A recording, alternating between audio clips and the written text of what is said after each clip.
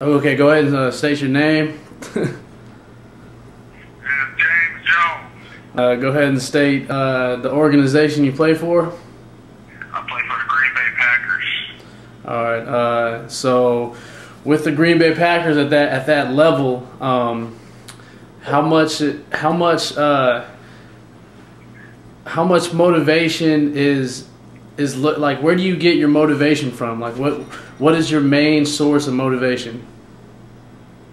Well, once you get to this level, the main source of motivation is just outworking other players. I mean, everybody has talent. You know, everybody's fast, everybody's big, everybody's strong. So your motivation is just outworking those other guys, trying to do the extra work and to get better than them, to try to work harder than those guys and be better than those guys. And everybody's on the same level.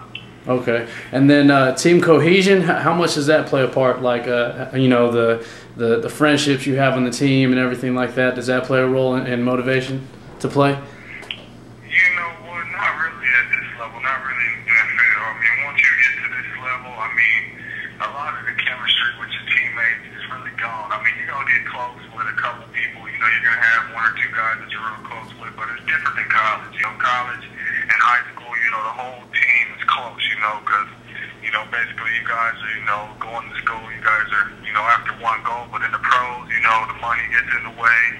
And people just start playing for the money. So they really don't like to make friends because at the end of the day, it's a job now. So you're fighting still jobs. Right. Okay. So what about like a game, a win or loss? Like how does that play a role into your preparation for the following week if you win? Like what does that motivate you to work harder? If we win, when we win, it's more of a sense of during the week. It's more of a calm week, because we just came off a win. So a lot of people are smiling and everybody's happy and excited. So you just try to take the momentum from the last game you won and take it over to Sunday. So it's more of a calm thing. But when you lose, that's when people are frustrated, people are mad. So it's more of a difficult week. Everybody's trying to work a little harder when you lose. Oh, okay. So as an individual, if you're in a group, say you're doing individual drills with all your receiving core, is there something that pushes you to be the best within that group? Oh yeah, definitely. I mean, once you get to this level, you're striving to be the best at everything. So it's all competition. With our receiver group here, with the Packers, it's all competition. We all try to better each other. We all trying to be the first in the drill. We all trying to do the drill the best. Like I said before, at the end of the day, you fight for a job, no matter how much money you make, no matter what your name is. So you got to try to be the best at everything. Right. Okay, so what about, that competition and motivation within the group exists, and then what about competition once you cross over and start doing one-on-one drills against a defense?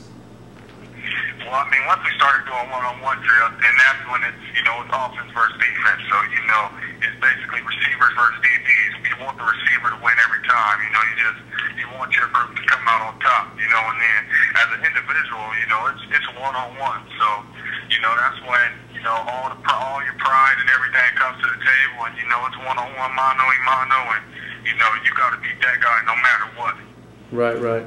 Okay, so that's at the practice level. Now, what about, how does that translate to game situations? Now, does it elevate your game to a higher peak of motivation once you did all the practicing, you put in all the work and everything, and now you're not facing your teammate on one-on-ones, you're facing the opposing team. So how does that elevate? Definitely, I think at this level, the more you prepare yourself during the week, the more confident you are on Sundays, on game day. Right. If you go through the week and you're messing around and you're not trying to get better, and then you get to the game and you're not that prepared, then that's when you start getting nervous. You don't really know what to expect. And sometimes the guys can get the best of you, but we work so hard during the week in the NFL. When we just on Sundays, it's just you know it's gonna work. You know that you're going out there prepared. You don't care who lines up in front of you, whether it's one guy or two guys. Okay. All right. Now on to the coach. How much do you think the coach's role affects you for being motivated?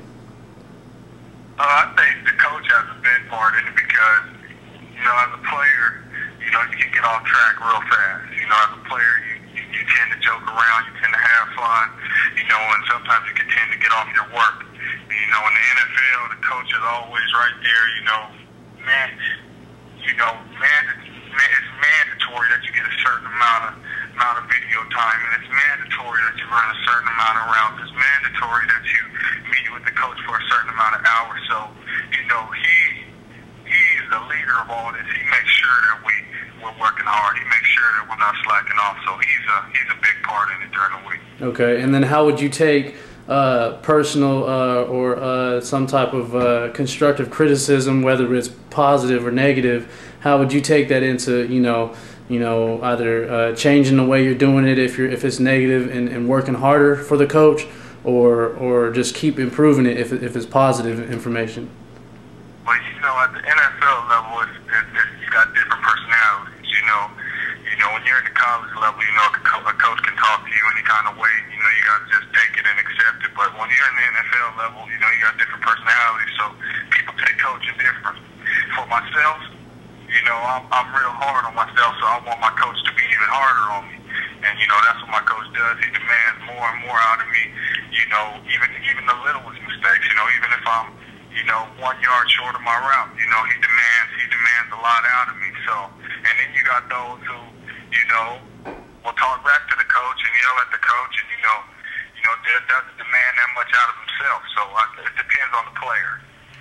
Okay. And then what about the pregame, the speech that coaches normally give to the team? Are you prepared at that point, or does that just like get you a little bit over the edge to be ready to play? If the speech. You're prepared at that point, but I truly believe when you get a coach that's great at motivating and that speech right before the game, if he can say those words that, really get you pumped up, I think that can definitely determine the outcome of how you're going to play. If you get that coach that, gets you pumped up and, says those words that, get you even more focused, it's going to be tough to stop you then. So I think that's the ultimate motivation when a guy can talk to you for 5 minutes and just get you riled up and ready to play. Right, and is that the same thing for the post-game speech? If you win, it gets you excited and ready to go on to that next week, or how would it feel if you lose and the coach is giving that wrap-up speech at the end of the game saying these are the mistakes we made and so on and so on? How does that play a role in motivating you to work harder for the next week? I think that's a big part too, because if you come off, especially if you come off a bad loss, you kind of want a coach that's going, uplift you and, point out the things that you guys did wrong, but, say the things that you guys did good, just so, we can come back during the week and, fix the things that we did wrong, but knowing that we did some things well. And I think when you get a coach like that understands, how to motivate, that plays a big part, not only in the team success, but in the individual players as well. Okay, for sure. All right, man. Appreciate it.